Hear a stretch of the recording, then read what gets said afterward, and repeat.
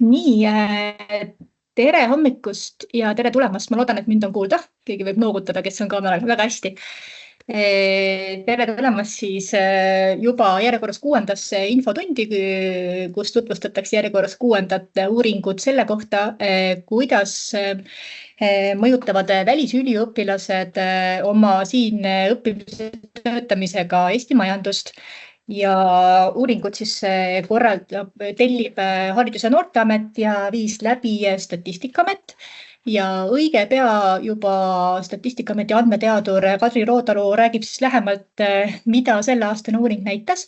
Aga kõigepealt väiksed korralduslikud teadaanded, et esiteks tuletan meelde, et salvestame seda infotundi ja pärast saab seda järele vaadata siis Statistikaameti veebis ja YouTube'i kanalis. Ja teeme kõige lõpus ka väikese küsimuste-vastuste vooru, aga kui teil tekib juba jooksvalt küsimusi, et pange need siis julgelt kirja siia samasse Teamsi koosoleku chati ja me võtame nad kenasti ette. Aga nüüd annaksin sõna siis Harno-poolsele tellijale Eero Loonurmele sissejuhatuseks. Ole hea. Aitäh, Kai. Jah, Kai tegi põhimõtteliselt kogu sissejuhatuse ära, et aastad lähevad lennates. Aasta siis oli 2019, kui me Statistikaametiga esimest korda maha istusime ja hakkasime vaatama, et milline see mõju on ja nüüd on juba 6. aasta järjest. Iga aasta läheb aina huvitavamaks ja põnevamaks, igal aastal on aina rohkem andmeid ja igal aastal me saame neid arvutusi nagu kasutada ja rakendada nagu veelgi ja veelgi rohkem. Omalt poolt ütlen seda, et selline koostöö, mis meil on juba 6. aasta järjest, et seda me oleme nagu rääkinud ja tutvustanud ka Euroopa agentuuridele, Euroopa ülikoolidele ja mitmetele teistele partneritele. Nii et ega muud ei olegi. See number 1 põhjus ja peamine põhjus loomulikult, miks me välisüliõpilasi Eestisse ootame, on ikkagi kvaliteet, mille raames olgu see siis teemaks õppekvaliteet või rahvusvahelistumine kodus, aga loomulikult me ootame motiveeritud üliõpilasi pärast lõpetamist ka tööturule ja seega siin need numbrid ongi. Rohkem sissejuhatust ma omalt poolt ei ütlegi ja Kadri, annangi edasi sõna sinule. Nii, ma vaatan, kas ma saan sõna vastu võtta ja kas mikrofon töötab ja kas slaidid töötavad. Aga jah, Kadri Rootalu siis Statistikaametist eksperimentaalstatistika tiimist. Ja see aasta küll veidike hiljem, kui tavaliselt räägime siis välisüliõpilaste manusest Eesti majandusse läbi töötamise eelkõige 2023-2024 õppeaastal siis. Ja alguseks võib-olla üks väikene nagu meeldetuletus välisüliõpilaste üldise arvu ja seisukohta ka. Ehk siis nendega on sedaviisi, et kui me seda uuringut tegema hakkasime, nagu öeldud 6 aastat tagasi, siis välisüliõpilaste arv Eesti ülikoolides pidevalt suurenes. Aga viimastel aastatel on ta jäänud järjest väiksemaks, kui me mõnel aastal nägime, et neid oli isegi üle 5000, siis see aasta, mida me praegu siin selles uuringus vaatame 2023-2024 õppeaasta, siis oli neid üle 4300 ja tegelikult praeguseks on teada, et eelmisel õppeaastal kukkus see arv isegi alla 4000. Nii et järjest väheneb.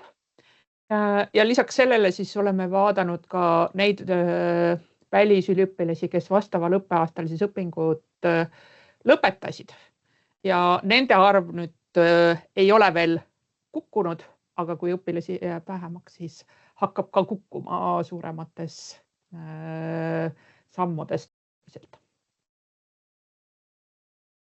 Nii. Aga jah, ülesanne, mille Haridus- ja Noorteamet meile andis selle analüüsi tegemiseks, oli siis selline, et vaadata, kas ja kuidas on välisüliõpilased olnud seotud Eesti tööturuga ja õppeaasta 2023-2024 oli siis meil vaatlusel ja me vaatasime siis, et kuidas nad panustavad siis tööturule selle läbi, et nad töötavad, kui palju nende eest makstakse tööjõumakse ja kui palju nendest tegelevad ettevõtlusega või siis on mõnes ettevõtlusega seotud rollis. Ja seekord vaatasime ka viimase 6 aasta välisüliõpilasi. Raportit näeb Statistikaameti kodulehel ka. Natukene metoodikast.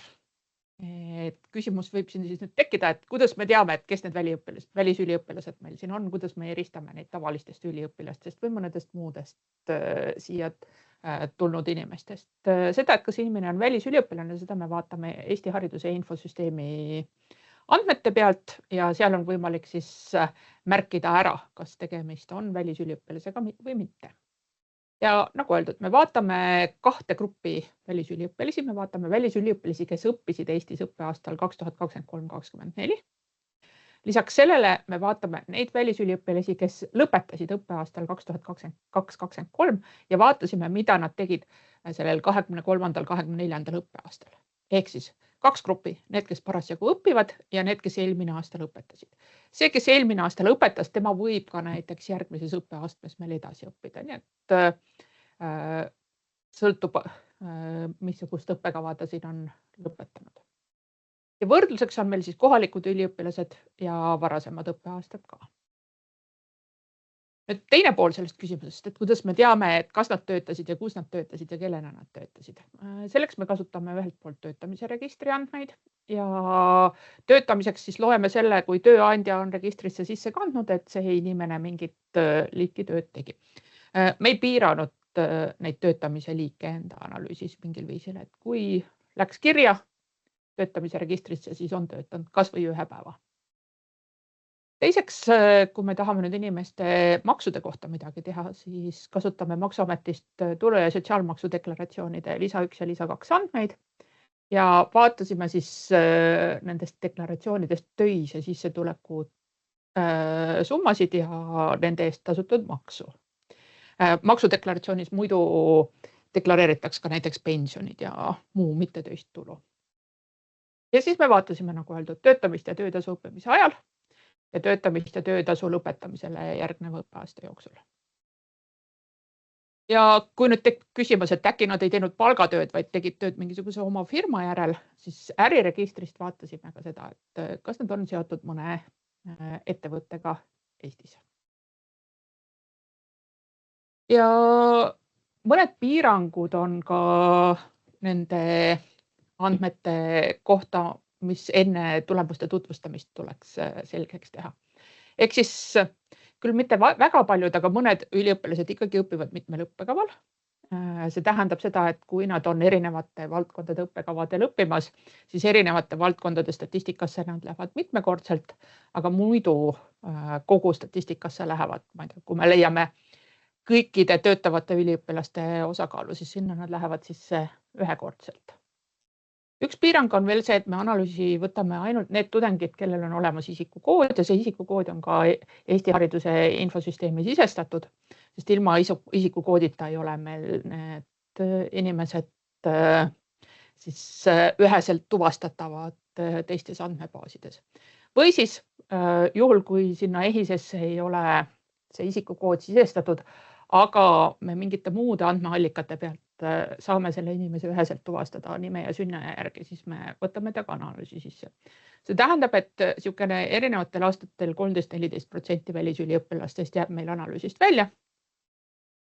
Nende kohta me ei tea, kas meil tegelikult on isikukood olemas või ei ole ja kas nad tegelikult töötasid või ei töötanud, sest seda EHIS-es ei ole.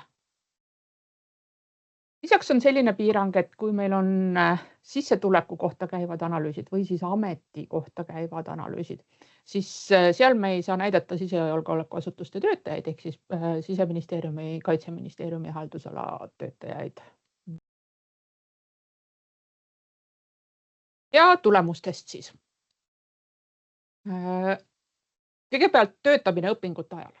Ja see oli meil siis mõõdetud selliselt, et inimene oli vähemalt korra töötamise registris kirjas ja välisüliõpilased on näidatud siin siis sellise roosa joonega. Ja on näha, et erinevatel aastatel see töötavate välisüliõpilaste osakaal on olnud 50% ringis, see aasta on 52%. Eelmisel aastal oli sipake kõrgem 56%, aga niisugust paariprotsendilist langust tegelikult on näha lisaks välisüliõpilastele ka kohalike üliõpilaste seas. Ehk siis 86-85 pealt 83-le, mis tõenäoliselt on seletatav sellega, et tegelikult praeguses majandussituatsioonis noorematel inimestel ongi keerulisem kohe õpingute järel esimest erialast tööd leida. Seda kinnitab ka näiteks see, et töötuse andmed, noorte töötuse on pisut suurenenud meil viimasel ajal.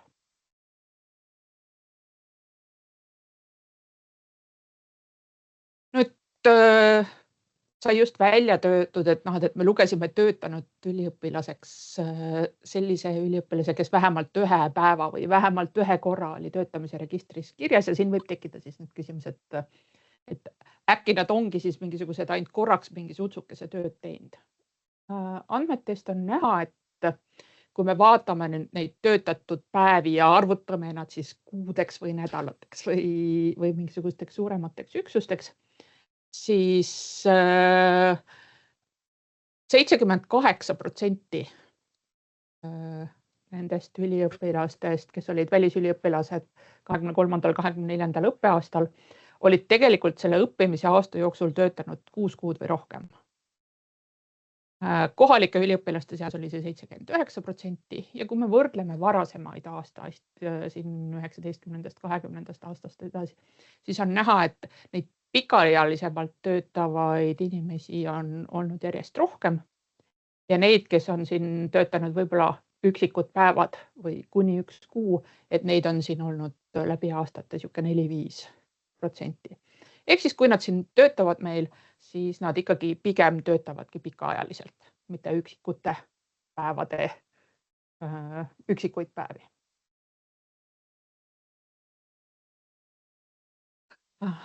Mis veel on muutunud eelmiste aastatega võrreldes on see, et me näeme, et välisüliõpilased töötavad järjest rohkem niisuguste stabiilsematega. Vahepeal oli näha, et nad enamasti töötasid selliste võlaõiguslike või käsunduslepingute alusel, aga nüüd välisüliõpilaste puhul see võlaõiguslike lepingute osakaal on vähenenud, töölepingute osakaal on suurenenud. Kohalike üliõpilastega võrreldes nad muidugi töötavad või nad praktiliselt ei töötagi avalikus teenistuses või kõrgema riigiteenija lepingu alusel, mis tõenäoliselt tuleneb ka keeleoskusest. Maksudest. Siia joonisele olen siis pannud selle, et kui palju tulu- ja sotsiaalmaksu välisüliõpilased meile selle vastava õppeaasta jooksul maksnud on.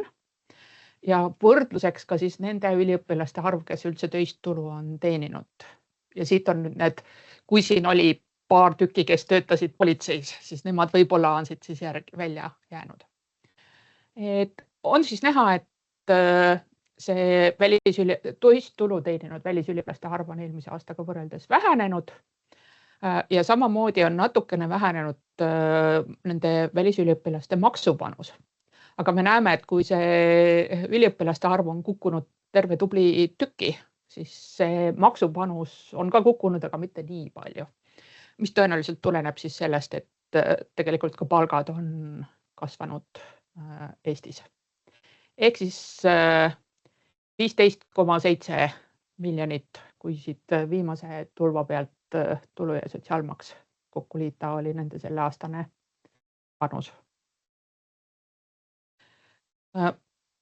Me päris hästi ei saa võrrelda nende inimeste palka selles mõttes, et kuna need töötamised nii kohalikel üliõpilastel kui välisüliõpilastel on niisugused kord ühe tööandja juures, kord teise tööandja juures, siis me võrdlesime nüüd seda, et kui inimene on töötanud, siis võtsime tema need talle tehtud brutoväljamaksed ja jagasime nende kuude arvuga, mil inimene töötas. Ja siis saime niisuguse keskmise kuise väljamakse. Ja vaatasime, et kuidas need on jaotunud kohalikel üliõpilastel ja välisüliõpilastel. Ja siit on näha, et need keskmised kuised väljamaksed on enam-vähem ühesuured, ehk siis 1605 ja 1616 eurot brutona kohalikel ja välisüliõpilastel siis võrdlevalt. Nii et üliõpilased tundub, et kohalikega võrreldes teenivad enam-vähem sama palju. Mis selle taga on ja tõenäoliselt ka selle taga, et me näeme, et töötatakse rohkem töölepinguga. Seda paistab siit sellelt jooniselt ja joonisel on näidatud, kui suur on töötavate välisüliõpilaste osakaal siis õppeastme järgi. Ja on näha, et läbi aastate järjest rohkem on kasvanud töötavate üliõpilaste osakaal doktoriõppes.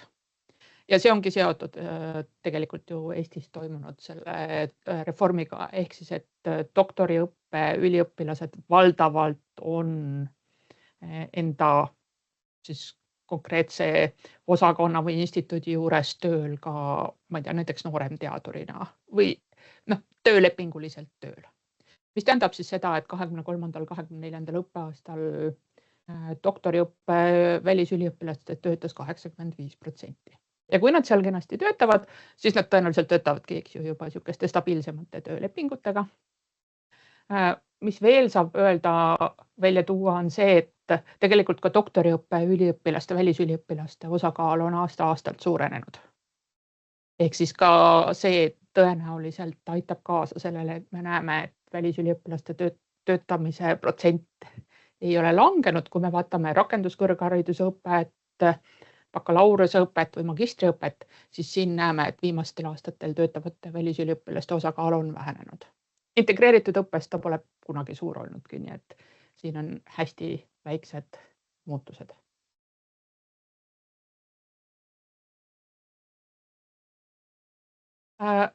Lisaks sellele jooniseid rohkem siia selle kohta ei teinud, aga rohkem on näha, et suurema tõenäosusega töötavad õppimise ajal Tallinna koolide välisüliõpilased.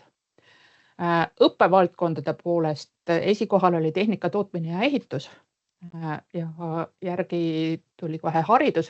Varasematel aastatel on esikoha eest pretendeerinud info- ja kommunikatsioonitehnoloogia, aga nemad olid nüüd jäänud tahapoole ja nende puhul oli näha, et õpingute kõrvalt töötavate üliõpilaste osakaal vähenes nii kohalike kui välisüliõpilaste puhul. Ning lõpuks, kui vaadata välisüliõpilase kodakondsuse regiooni, siis vaesematest piirkondadest tulnud välisüliõpilased töötavad suurema tõenäosusega, ehk siis Aafrika, Aasia, Ida-Euroopa.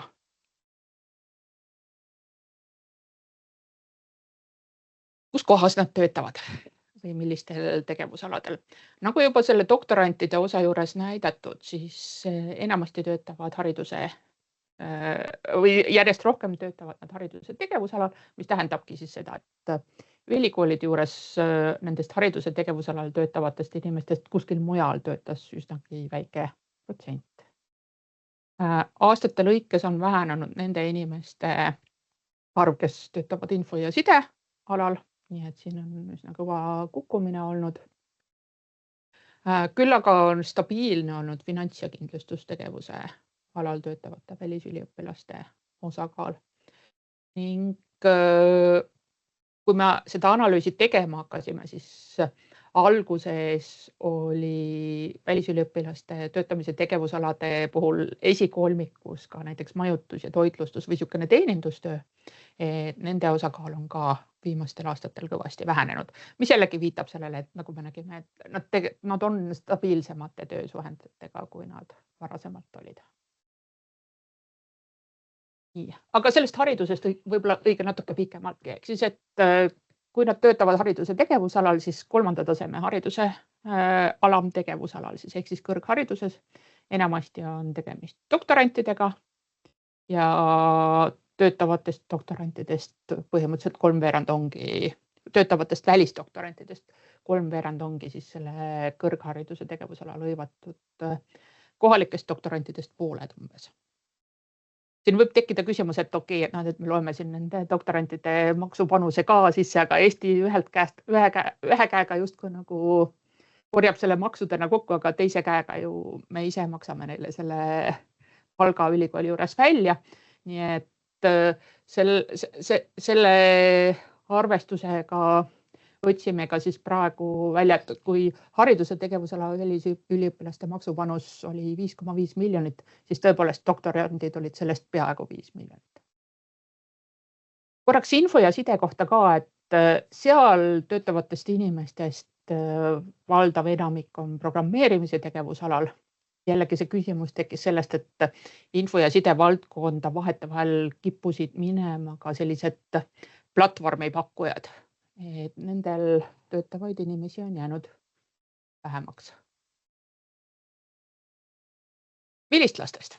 Ja siia joonisele on siis pandud vilistlase lõpetamise õppeaasta ja on siis näidatud töötamist lõpetamisele järgneval õppeaastal. Töötamist Eestis siis.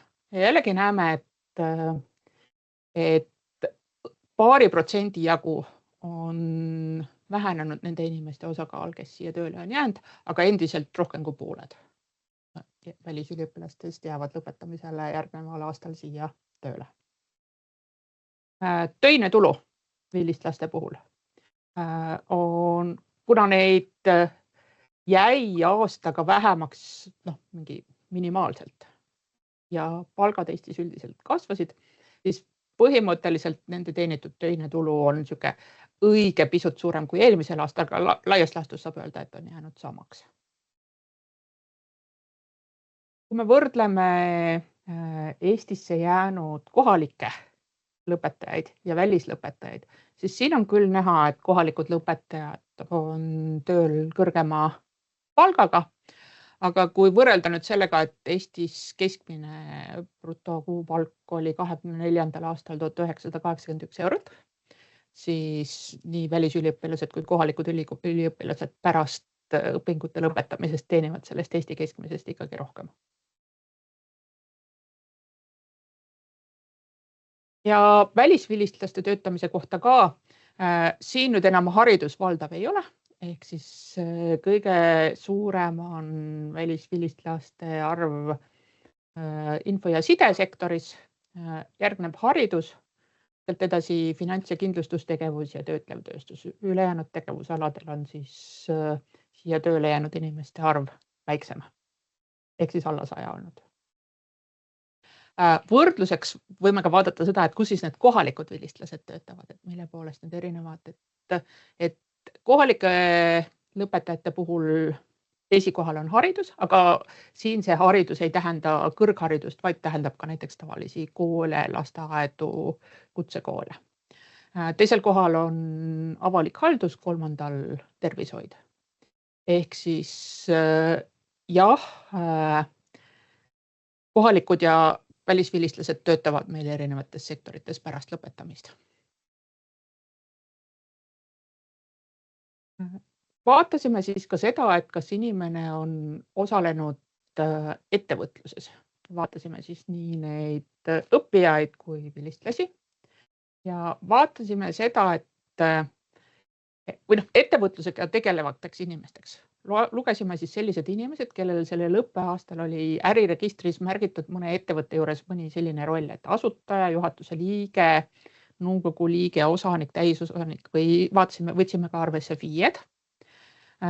Siin me vaatasime just nagu ettevõtteid, ehk siis, et me ei võtnud arvesse mingisuguseid tudengiorganisatsioone või mingisuguseid siukseid mittetulundussektorit. Ja oli siis näha, et nendest välisüliõpilastest, kes 2023-2024 õppeaastal meil õppisid, nendest 21% oli, nendest 10% oli mingisugune roll mõne ettevõtte juures ja enamasti see ei olnud nagu FIE-ks olek, kuigi FIE-sid oli ka 100 tükki. Ja kui vaadata vilistlasi lõpetamisele järgneval õppeaastal, siis nende puhul 14% omas mingit rolli ja jällegi nendest rollidest enamik ei olnud FIE-d.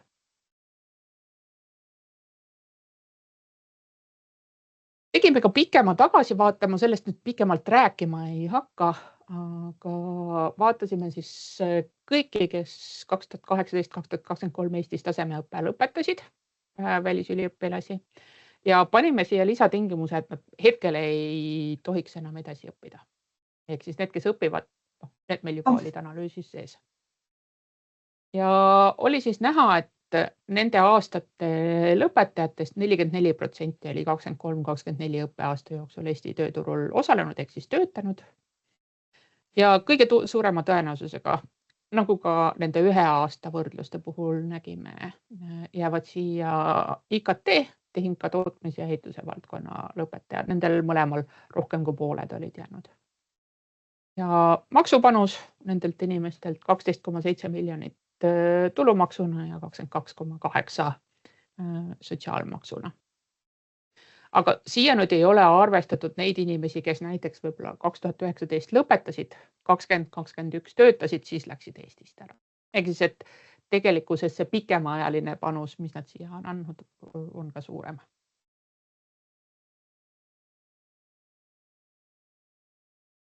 Ja kokkuvõtteks siis. Pisut rohkem kui pooled Eestis õppivad välisüliõpilased endiselt ikkagi töötavad õpingute ajal, panustavad Eesti ühiskonda, suurema tõenäosusega tehnika, tootmise ja ehituse või hariduse valdkonnas tehakse seda. Ja ka finants- ja kindlustustegevus, siis ettevõtte tegevusala järgi on populaarne. Välisüliõpilaste maksupanus 23-24 õppeaastal 15,7 miljonit tööjõumaksudena ja välisvilistlaste ehk siis eelmise aasta välisvilistlaste maksupanus 7,1 miljonit. Ja 10% välisõpilastest ja välisüliõpilastest ja 14% välisvilistlastest tegelesid siis ka ettevõtlusega. Võiks olla siis need peamised punktid, mida siit välja tuua. Aga see on minu poolt praegu kõik, pool tundi, nagu plaanisin rääkida. Ma chati ei näe, võib-olla on küsimusi tulnud.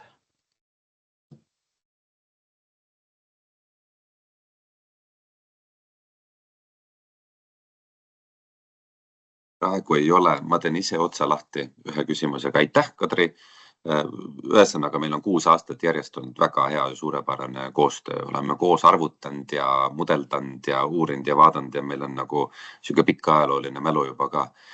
Me arutasime pikalt seda doktorantide nii-öelda töötamise teemat, et täpselt, mis sa nagu enne mainisid ka. Aga samas sa ise ütlesid, et kui me arutasime ja uuringut üle vaatasime, et tegelikult meil on väga raske mõõta seda, et millisest eelarvest siiski näiteks see doktorandi nagu välisdoktorandi palk tuleb.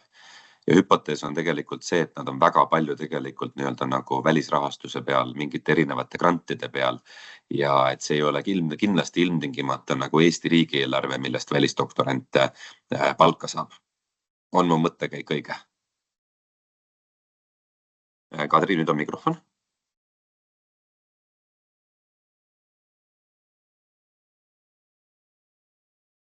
Nii, nüüd.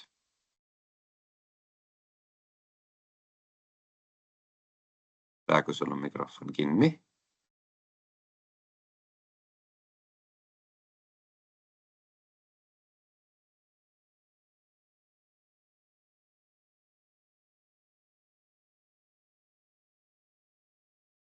Nii, täitsa võimalik, et sul jooksis mingi süsteem seal praegu kokku.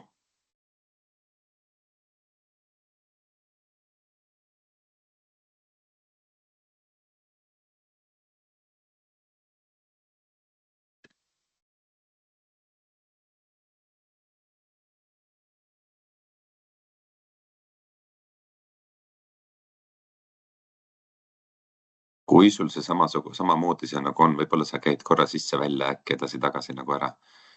Ja nii kaua, kui on mingid mõtted, küsimusi, äkki võib-olla keegi soovib hoopis minult nii kaua küsida, et ma suudan ka kindlasti mingisugusel teemadel nagu sama hästi vastata kui Kadri, mitte kõiges muidugi, aga mingisuguseid asju küll.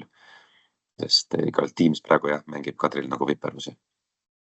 Teine variant on, et saab alati nagu küsida ka nagu siia vestlusaknasse ka. Jah, Ingrid.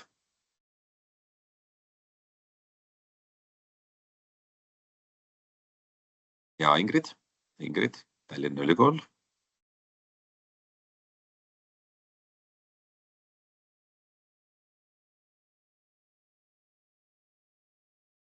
Nii, olgu, kuni Ingrid, aha.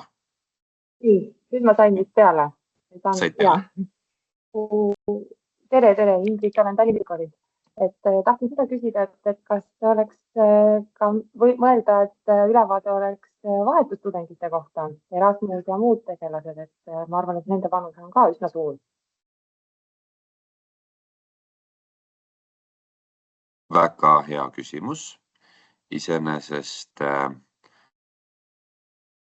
nii Katri, ma ei tea, kas sa nüüd oma mikrofoni oled nagu tagasi paika saanud, et ma arvan, et see on seotud sellega, et kui palju nendest ühesõnaga meil siin olevatest õppijatest, et kui palju nad on ennast Eesti erinevatesse registritesse üldse kirja saanud.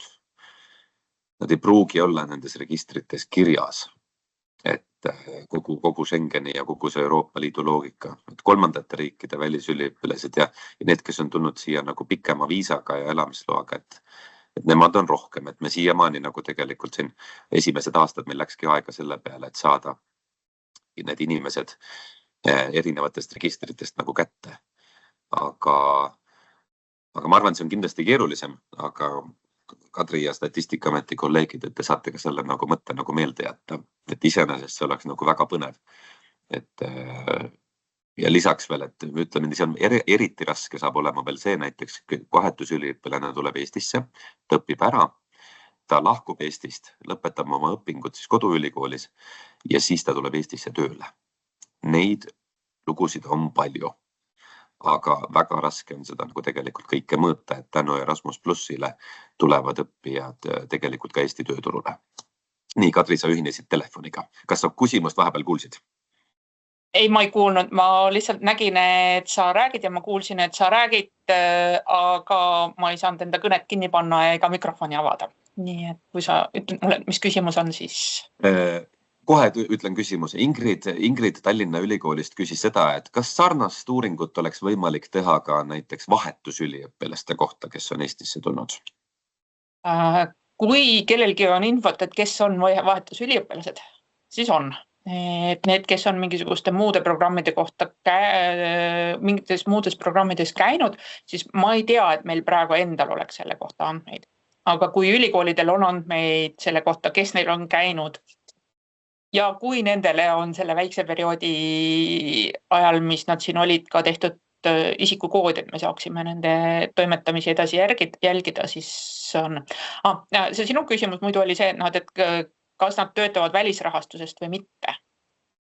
Teil võib-olla siin vahepeal oli diskussioon, aga ma arvan, et kuna meil on erinevate ülikoolide inimesi, siis võib-olla nemad tegelikult oskavad seda mikropraktikat kõige paremini selgitada. Sest minu argumentatsioon, kui me sinuga arutasime seda ennem, oli see, et meil võetakse inimene tööle näiteks noorem teadureni, aga ma ei tea, ma arvan, et ta võetakse ikkagi ju tegema midagi, mida on vaja teha. Et kui tema seda ei teeks, siis suure tõenäosusega keegi teine tuleks võtta tööl ja teha seda tööd, mis ta teeb. Aga see ongi see, et see on niisugune nagu praktika, mida ülikoolide inimesed ise saavad kommenteerida.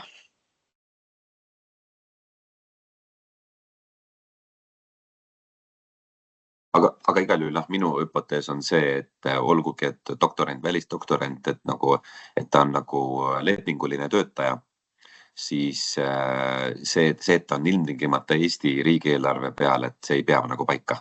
Et tegelikult, aga seda on tohutult raske mõõta, eks ju, Kadri? Et kus me teame, et millisest eelarveplokist nagu just see välisdoktorandi palk tuleb? No, tõenäoliselt ülikoolid ise teavad. Just. Nii, Kalmar. Nii. Ja tervist, Kalmar Kurus, Study in Estonia tiim. Erasmus Plussi teemal ma panen siia vestlusesse ka lingi metoodikat ja edasist arendust saab täpsustada, aga Arno enda analüüsi põhjal ju kevadel oli meil uudis ja Arno aastaraamatus Erasmus Plussi programmiga saabunud õpirändurid jätsid eelmisel aastal siia 7,4 miljonit eurot, oli selline uudis ja tekst, et saate siis seda nagu edasi uurida. Aga minu küsimus oli täpsustuseks sealt ettekandest, et ja nagu ühe hea positiivse sõnumi täpsustus ühtlasi. Kas ma nägin numbritest õigesti, et kui vaadata seal tabelit protsendina välisüliõpilastest, et siis kui me räägime sellest, et Eestis pole välistudengite osakaal jõudnud tagasi sinna koroonaeelsesse aega, siis vähemasti koroonaeelse ajaga see protsent ikkagi töötavatest tudengitest oli vist tänase seisuga siiski kõrgem. Jah, siukene pluss-miinus paar protsenti. Ehk siis, et kui 2018-19 49% töötas ja nüüd 52%, siis see on siukene, võib-olla ma kohe ei tuleks nagu väitma, et see on kõvasti kõrgem, aga madalam ta ka ei ole.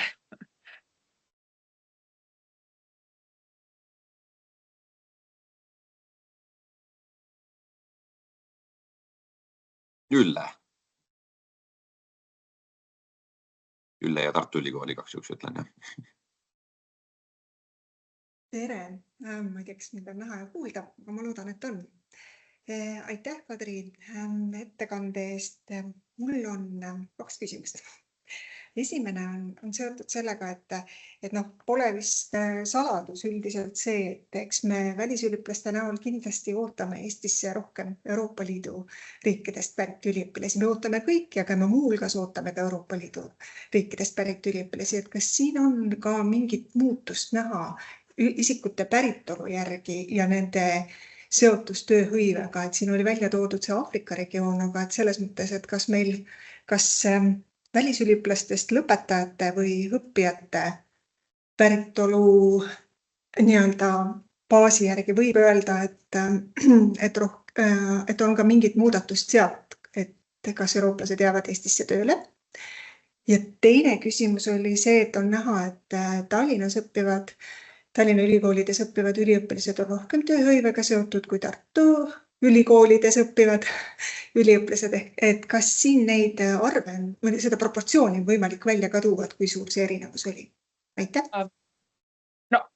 Põhimõtteliselt selle Tartu ja Tallinna erinevuse, vaadata seda viimast küsimust, et selle taga eelkõige ma ütleks, et on meditsiin ja veterinaaria, mis on olnud valdavalt need tegevusalad, kus ei töötata ja mis on olnud ka need tegevusalad, kuhu tuleb Soome üliõpilasi, kellel on tegelikult isegi oma mingisugused toetusrahad kaasas, et neil Eestis ei olegi vaja töötada.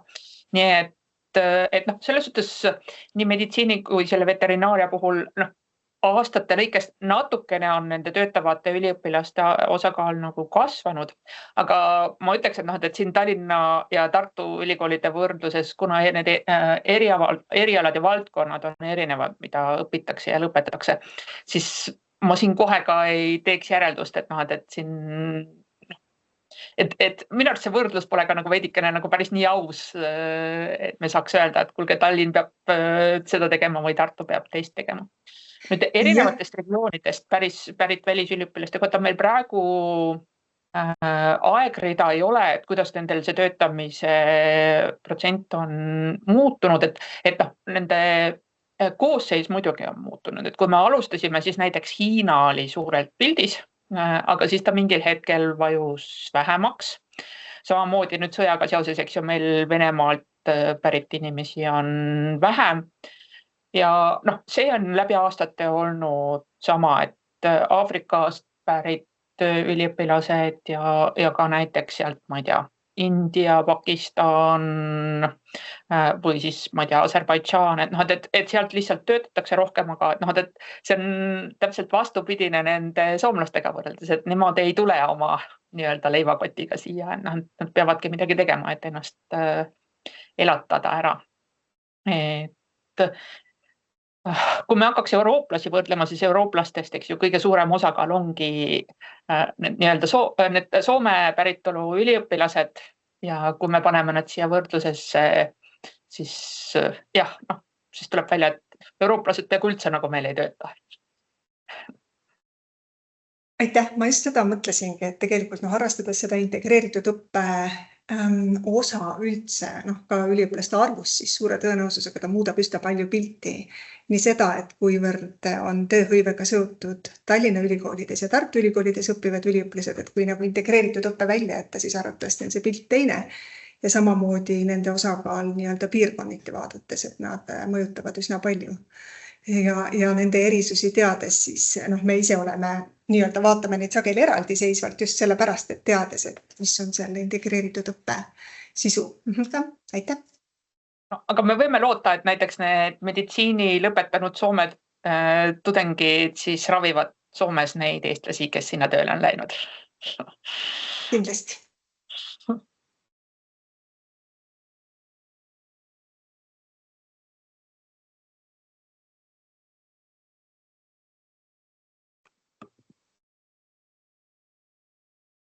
Küsige veel küsimusi, kui vähegi nagu on. Kui ei ole, siis muidugi postkastid jäävad nagu avatuks pärast ka. Ma lihtsalt ütlen ühe sellise nagu protsendi veel, et mis minule selles uuringus nagu tohutult meeldis, on see, et 2018 ja 2023 vahemikus lõpetanud välisüliõpilastest oli siis 23-24 õppeaasta nagu tööturul, oli 44% lõpetajatest oli veel endiselt siin töötamas ja toimetamas ja et selles mõttes see on väga kõrge protsent, et see on tegelikult tõeline nagu edulugu, et see integratsioon nagu kõrgkooli ja meie tööturu vahel on tegelikult nagu täiesti reaalselt nagu olemas. Ja see protsent nagu näitab, et seda põnevamaks läheb, et vaatame, kuidas siin järgmised aastad näitavad, aga ei ole nii sõja kui teiste erinevate kriisidega, et see protsent ei ole nagu langenud. Et ma ei tea, Kadri, oskad sa seda fenomeni nagu kommenteerida, et arvestades, et te teete nagu väga palju teisi uuringuid veel nagu nii tööturu kui ka nagu tööhõive osas nagu ka? No sellega on seda viisi, et mida kaugema aja taha me vaatame, seda vähem neid muidugi on eks ju jäänud siia, eks nad ikka aja jooksul tasapisi lähevad, ma ei tea, võib-olla mõned tulevad tagasi ka, aga ma ei oska selles mõttes seda kommenteerida, et tõenäoliselt on see, et kes on nagu jäänud ja saanud siia stabiilse töökoha ja me teame, et eelmistel aastatel ju IT-sektor ikkagi on vajanud suhteliselt palju töökäsi. Et küllap nendel on siin ka siis juba nagu toetus olemas ja tekkinud niisugune võrgustik, kellega nad suhtlevad ja võib-olla ka niisugune tööalane renomee juba. Ehk siis, et ma pakuks, et kes on leidnud endale koha ja selles kohas, kus Eesti tööturul seda vaja on, et mis häda tal siis ära minna siit on.